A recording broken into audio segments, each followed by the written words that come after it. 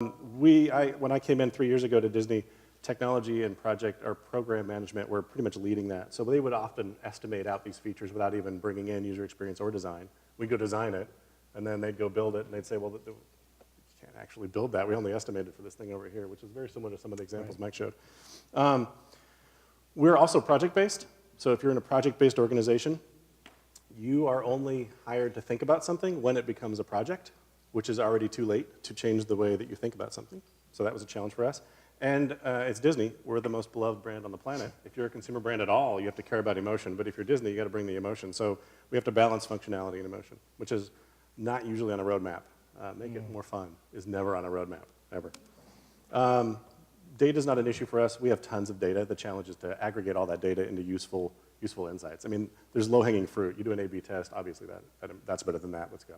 But real deep nuggets are tough for us to get because there's so much data. We've got internal proprietary stuff to find out cost per excellent experience through Imagineering. We've got internal dashboards to try to track quality against other things. All of that together is just a bit of a quagmire of data.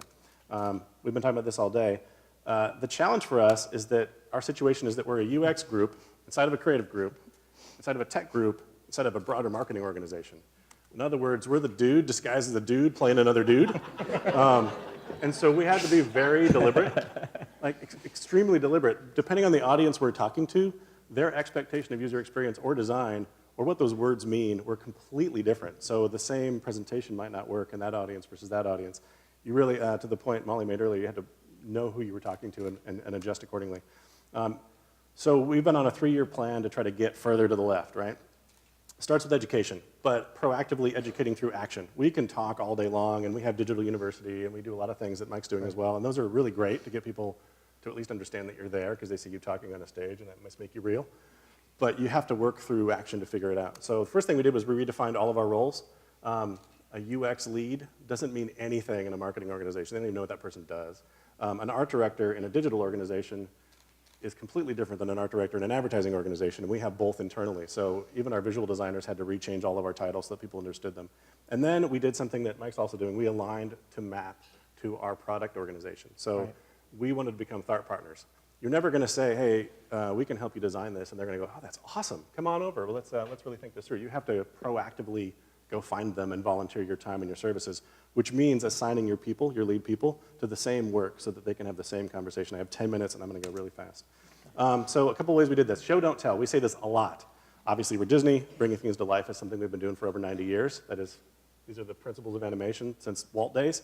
But if you're talking to a CFO or a CMO, you can show them geometric shapes and maps and data points and all of that, and they're just going to go, that's great. What does it mean? So we've been really, really changing the way we deliver. Videos are a great one to do. I'll show one now.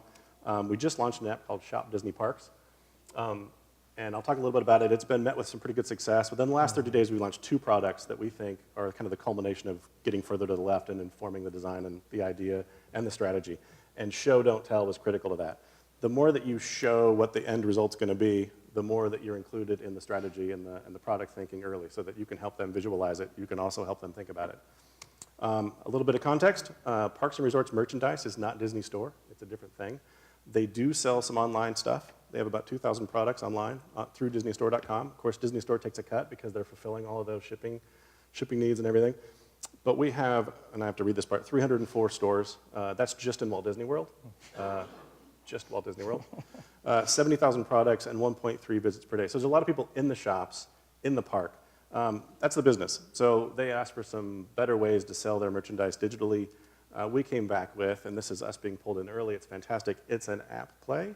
Because you've got people shopping while they're on vacation. I'm way more likely to buy Mickey ears while I'm in the park, while my kid's asking for them, than while I'm on my couch on a website and a PC, right? So app play. I'm going to take you through 3 use cases where we used show, don't tell to sort of sell this early. It meant getting way ahead of the design, making some bold, high-fidelity claims about what it might look like, and some of that turned out to be true, and some of that changed on the way, and that's fine.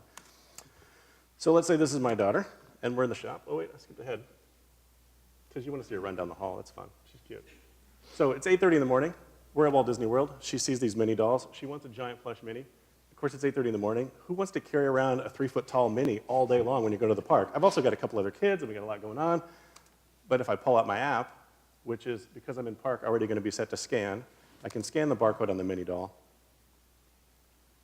And that will pull up Mini. I can choose to buy. I'm already logged in, which connects to my Disney Experience app. It's a single sign-on, so it knows who I am. It knows where I'm staying. I'm staying on a resort on property, Animal Kingdom Lodge. I can then, within one tap, use that same credit card I've already been using to have Mini show up in the room for tonight, and my daughter can go, okay, I've got Mini, but I don't have to carry it around all day. That's great. Well, that's still a fight, to be honest. She wants to carry it